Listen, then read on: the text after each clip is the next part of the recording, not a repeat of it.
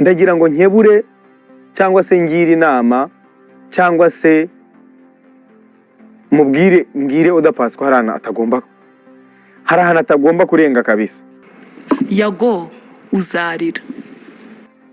Njyewe Oda Paccy muzi nk'umunyamuziki. Bwa mbere mumenye nk'umunyamuziki. Bwa kabiri nongera kumumenya. Namumenye nk'umurezi bien. Bwa mbere namumenye nk'umunyamuziki. Bwa kabiri njya kumumenya. Namumenye nk'umurezi bien cyangwa se uryamana nabo bahuje ibitsina. Byo kujya mu bapfumu nabyo nubishaka tuzabiza. Yarazisibishije zose. Za nkuru zose zavugaga ko yihakanye umwana. Ajabu TV show Rwanda. Njyewe I don't blame Yago. Blaming management. Yeah. Sibyo iki kintu tucyumve kimwe. Yago siko yarameze. Ariko yagafite manager mushya. Okay. Kubona Yago afite manager mushya. Mu gitero cya kabiri arantu mvuga ngo dore wazanye bounce wisunga satani nawe agusiga icyasha akwambura ubumuntu mwakoza agakundi sibyo mwataka buri wese kugira ngo muhishe dega zanyu abo wita abanzi bawe sibo ahubwo baza umwambari wawe tuzagenda gake ningo yaciwe umurizo sibyo. The problem is not Yago. Byagutwaye ijoro rimwe cyangwa indirimbo yanditse ni ijoro rimwe. No ni ijoro rimwe kwako that was too much. Okay. That was too much. Nubwo Riki yazisibishije yarazisibishije zose za nkuru zose zavugaga ko yihakanye umwana agize gute yarazisibishije on internet. Amwemera ryari uretse gato ngubwira kana oya kumwemera mu magambo kuba nakwemera ko Paccy n'umwana wanjye aramwemera amwemereye umunsi ejo ntamwemera. Okay. That's it. Kuko wemera umwana ufata inshingano z'ububyeyi sibyo. Lucky uziko ibintu Riki akora biruta arutwa na wa mugabo uvuga ati umva nkubwire rero ndemera umwana ariko nukuri nta bushobozi mfite bwo kugira ikintu mu gufashaho. Paccy bizarangira gute ko umwana ashobora kuzaba victim? Nje nta nubwo nshaka kubuza umwana kubonana na se. Icyo nanga ko umwana yazaterwa ibikomere na se nk'ibyo nagize ntabyo afite ubu. No rero reka nkwereke rero impamvu nta blaming Yago. Niba umuntu adafite umutima ku mwana we Yago uzarira. Yago azarira. That is too much. Yeah, that's too much. Hari ibintu byinshi babiri hidden. Hari ibintu byinshi ntavuga but I'm done with it. Ibyo bintu nabanye nabyo imyaka 10 n'ingahe mvuze story yanjye na Riki twafata season ebyiri buri episode ifite nk'iminota nka 30 kandi buri season ifite episode 12. Mbese episode 24 nizo zishobora kurangiza history y'ibyabaye hagati yanjye na Riki mu myaka yose. Ese umwana nta kibazo afite. Uretse gato mbanze nkubwire iby'uwo munsi kwanza. Yasabye umwana. Ibyo ngibyo nicyo bitwaye kuko njyewe ntabwo ndi umuntu ugira ngo mbabazwa ngo no kubona ngo umuntu ngo yandisappointings. Oya ibyo bintu njyewe narabirenze ariko nanone nagukwiye kumvugaho nta nubwo ukwiye wowe kuza ngo unyigishe ngo nkore ukwiye kuza kunyigisha wowe ndimo ndakwenspira urimo urakora indirimbo yitwa birakureba niba ari ibiki uri inbox yanjye ubuse nanjye nshyire hanze amajwi yawe hano mfate telefone yanjye nkina amajwi yawe umbwira ko ngo wabaye inspired n'indirimbo yitwa ibyo birakureba ariko kuki mujya ku macano cyangwa ku mateleviziyo cyangwa ku maradiyo mukifatira abantu ku gahanga ubwo mwumva umuntu azanye ibyanyu mwebwe byamera gute? Umuntu aramutse azanye ibyanyu akabishyira ku karubanda nk'uko namwe mujya ku karubanda mukifatira abantu ku gahanga ngaho ngo Riki yakoze ibingo ngaho Riki ngibiki. Ufata ibibazo byawe na Riki cyangwa se Mbabazi Isaac uyu mugabo nge nubaha kandi mwubahira ibikorwa ndibuze ko babwira nkanubaha Imana imurimo. Ufata ibibazo byawe na Mbabazi Isaac cyangwa Riki uzwi nka Riki bibi ibibazo byawe nawe wibizanamo Yago. Nakubonye mu kiganiro uvuga ko ngo barimo kunshuka barimo baranshuka aho urimo kuba inspired n'indirimbo nasohoye. Hari ubwo ari wowe nanjye ninde barimo gushuka? Wicaranye n'indyarya ngenzi yawe yitwa Lukumani, ndabisubiramo, indyarya ngenzi yawe yitwa Lukumani, batagira ngo naranyereye, ni indyarya muri showbiz, umwe mu banyamakuru b'indyarya showbiz y'u Rwanda ifite, uwo Lukumani arimo. Hari abafasha, hari nabo yigizayo. Ndishuwa ko Mbabazi aramutse avuze, sinzi ko wakongera kugenda mu mihanda ya Kigali Oda. Uzirinde ko Rikiriki avuga, kuko Rikiriki navuga wa mugore we, Rikiriki navuga nawe akatanga version ye, ndakurabuye, aramutse avuze isi yose yakuvaho. Isi yose yakuva. Oda, wahubwo ikintu utangira gusengera, tangira gusengera ko Rikiriki atavuga. So Oda, njyewe kabisa ubu ndetse kubera ko mfite amakuru yawe menshi, uko wabaye umurezi BN, uko waje gusengerwa, byo kujya mu bapfumu nabyo ubwo nabyo nubishaka tuzabizana. Niyo mpamvu ndimo kubwira ni wa mudamu we, rekeraho izina Yago washakaga ko nkuvugaho. Utu ni duke nkuvuzeho, utu ni duke mvuze kubyo nshobora kuzana hano.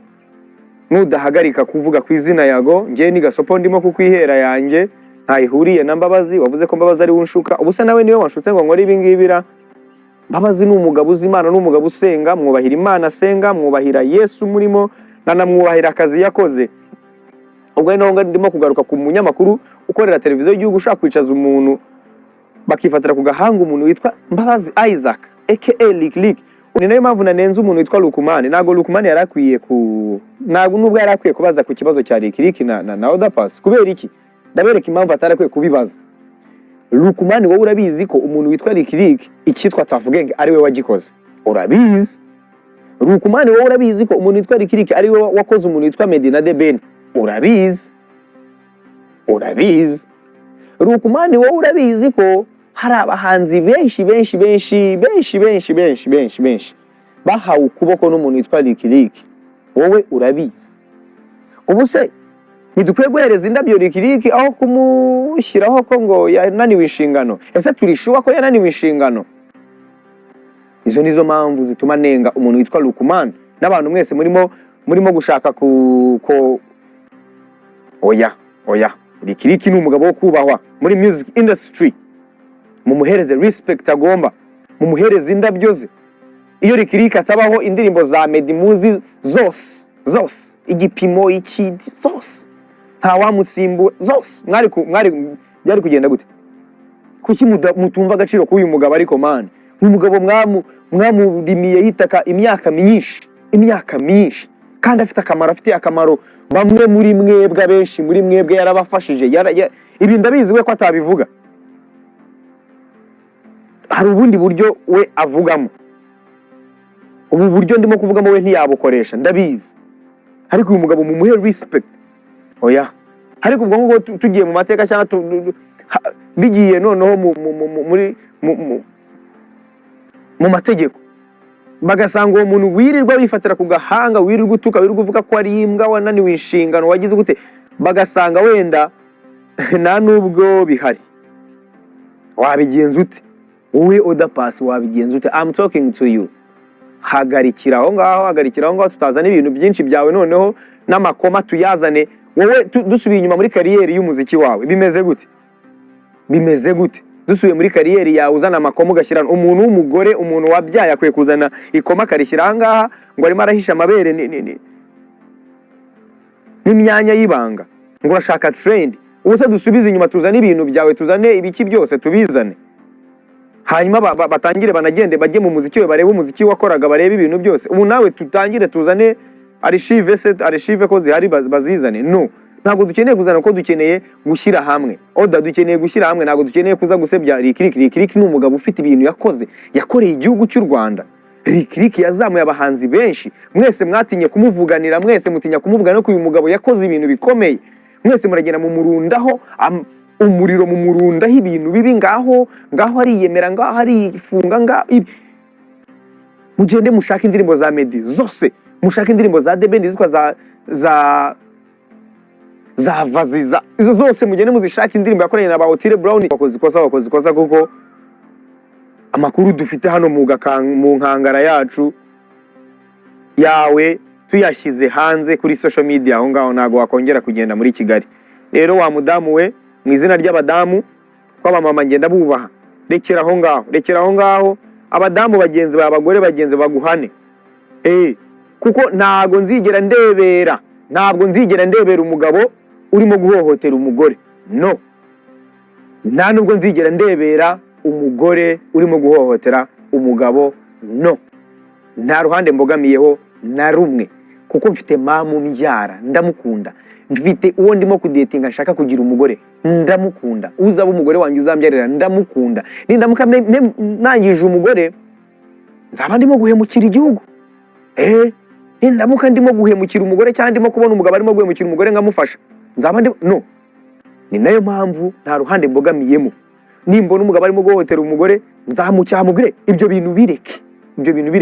Nimbona umugore arimo guhohotera umugabo nzaza mubwire no, ibyo bintu bireke, kugira ngo twubake umuryango nyarwanda ushingiye ku muco, ushingiye ku kuri, ushingiye ku kubahana no gushyigikirana no gufashanya, apana gusenyana.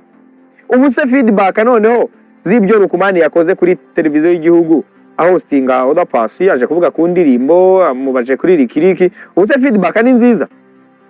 Ubu se Rikiriki yakongera industry yitwa showbiz cyangiza abantu, nyeka ko mwatangiye kubibona noneho. Nyeka ko mwatangiye kubibona aba big energy, abo bantu bari mwebwe muzajya mubihanira. Mubaho ibihano mushaka. Umuntu naza akifatira mugenzi we kuri social media kamutuka, mwebwe mujye mumuha ibihano mushaka. Kugira ngo acike kuri iyo ngeso. Iyi mihanda yo yazanye byinshi, yazanye beef, izana sosi, izana ibyana birenze. Bamwe batera amada bihakana abana, abandi batubwambure bw'abandi hanze. He was a big motivator, the preacher. Satani nayirazi mukoramo akantu ngo ibyana atahanze ngo umwe ntagikora deal. Afite beef impande zose, vugwa ko yangwa na bose. Mwisanze mwamamaye, mwisanze mwakakaye, mwisanze abana bavuga tyo, ngwizo zose ni nkuru z'imihanda. Ahahiye byashyushye, hahiye sha byashyushye. Yeah, it's your life, birakureba. Overdose, birakureba. Suck them body, birakureba. Lick the bum bum. Nubwo Riki yarazisibishije zose, za nkuru zose zavugaga ko yihakanye umwana yagize gute, yarazisibishije on internet. Ndagira ngo nkebure cyangwa se ngira inama cyangwa se mbwire Oda Paccy ko hari ahantu atagomba kurenga kabisa. Hari ahantu atagomba, ntago mubujije kugenda, ntabwo mubujije kuvugana, ariko hari ibintu atagomba kurengaho. Nta hantu nigeze nkuvugaho, nta hantu nigeze mpurira nawe, yewe uri no mu baguzwe mu biganiro, uri mu baguzwe, urabyumva. Urwurwana yaca no bagende barebe ubwo wagarukaga. Nagusabye interview, ninjye wagusabye interview, ntago ari wansabye interview. Uko mbere wajya gusaba interview ariko none igihe cyarize nanjye ngusaba interview. Urambwira uti ni hari ibintu ndimo nimbohoka tuzakora. Ngiye kubona mbona wicaye kuri yaca no igura abantu, yandi igura abantu, yishyura abantu, kandi warambwiye ngo tuzakora, ngo kandi ngo tuzanakora by'abandi. Nabonye ariyo turufu, like mufite iby'abandi mushyira hanze. Nibura kanjye uragafite ndi kumwe n'umukobwa, nta kibazo pe. Nugashyira hanze nzabyemera, sinzasaba imbabazi kuko nta cyanzaba nakoze, ubwo nyine nzaba ndiwe. Haragiye yicaye hariya kwa Jihadi, baratangiye batondagura umuntu witwa Rikiriki, nanjye bamvangamo. Paccy njyewe ndasharira muri no minsi rwose, ntago ndyoshya. Washaka ko nkuvugaho, washakaga attention yanjye, niyo makuru namenye. Nabonye Kasuka kubwira ati ngwino mwemereye alubumu. Kimwe n'ibintu byo kujya mu bapfumu numvishe uvugaho abapfumu. Akenshi nzi ko umuntu amenya ko undi yagiye mu bapfumu swati kuko yahamurangiye, cyangwa bajyanye. Ubundi ni ibintu bibiri. Umuntu amenya ko mugenzi we yagiye mu bapfumu kuko yahamurangiye cyangwa bajyanye. Byo kujya mu bapfumu nabyo ubwo nabyo nubishaka tuzabizana. Ese kubana mu nzu n'umujyanama wawe natwe tubitabage, uri muntu ki wo kumbwira icyo ngomba kuvuga ko ntabyaranye nawe?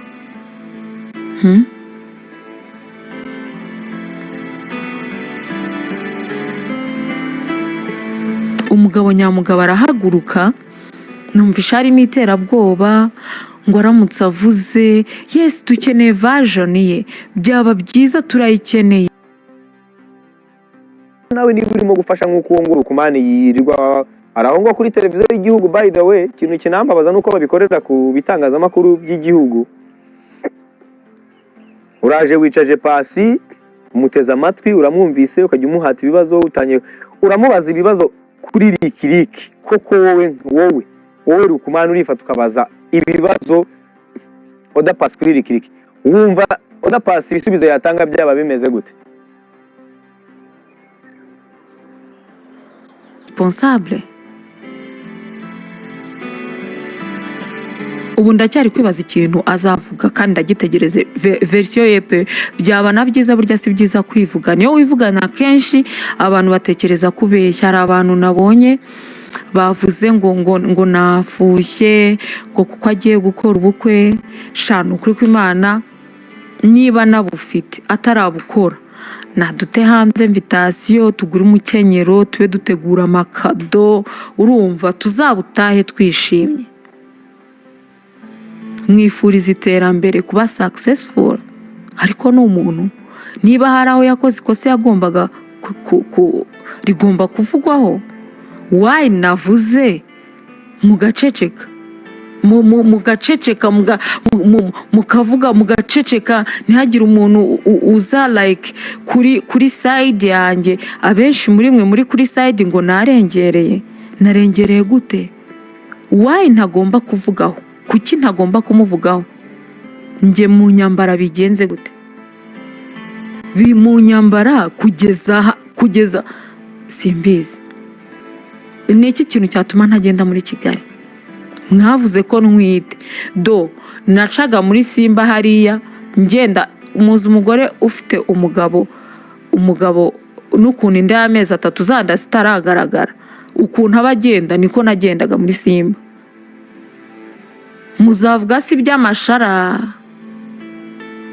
kw'ibyo ngibyo byavuzwe? Uzavuga si bya Lady Zimpa yanjya mu nkiko ko byavuzwe? Ahubwo muzavugemo ukuntu abenshi muri mwe mwishyuwe kugira ngo mutangaze amakuru atariyo. Ariko muribuka ukuntu mwese mwantaramiye ntwite?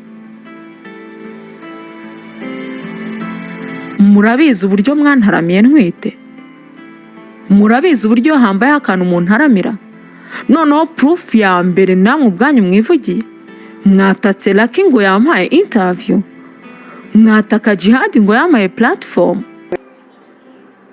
Wumva Oda Paccy ibisubizo yatanga byaba ari byiza? Urumva byaba ari byiza? Ako gakundi kanyu mukareke. Nabonye Oda yicaranye na Jihad arimo kuvuga ngo Jihad nguru umuntu mwiza, ngugira umutima mwiza. Wabuzwa nise kuvuga ibyo ayo magambo? Njewe Oda Paccy muzi ntayo yampaye, ntago nigeze nkora ikiganiro na kimwe.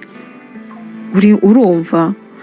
Hanyuma igihe yayisabiye ngo birangira agiye kubona nagiye kwande kwa Sabe. Buriya mw'abantu mwe twese tugira ukuntu tubana n'abantu.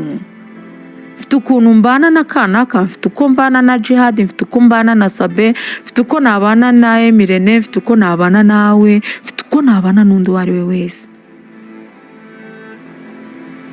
Sabe nta mafaranga yanyishyura kugira ngo njye kumuha interview. Ni umuvandimwe ko tuzakorana ngo turi abambere. Mbona wicaye kuri yaca nigura abantu, sibyo? mwashyize ku mihanda kare, muzi kuvugwa ku myaka 19, muzi igikomere. Nongeye mbisubiyemo pe, n'iryo jwi rishyire hanze.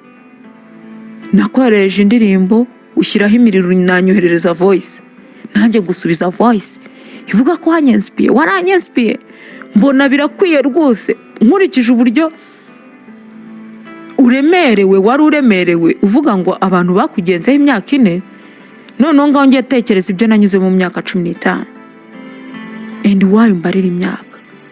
Nta kibazo mfitanye nawe, nta n'icyo nshaka kugirana nawe, kuko mu bantu twagirana ikibazo ntibirimo. Haba hakwiriye no kuzamo respect, nko usaba ngo twubahe umuvandimwe, twamwubashye kandi nanjye iyo respect ndayimuha mu kazi ke, ariko ntibikuraho ko atari umuntu n'umuntu. Niba yakoze dega tugomba kuyivuga, niba yarayikoze yarayinkoreye ngomba kuyivuga. Nawe waravuze uraruhuka, abantu bose bashyira hanze.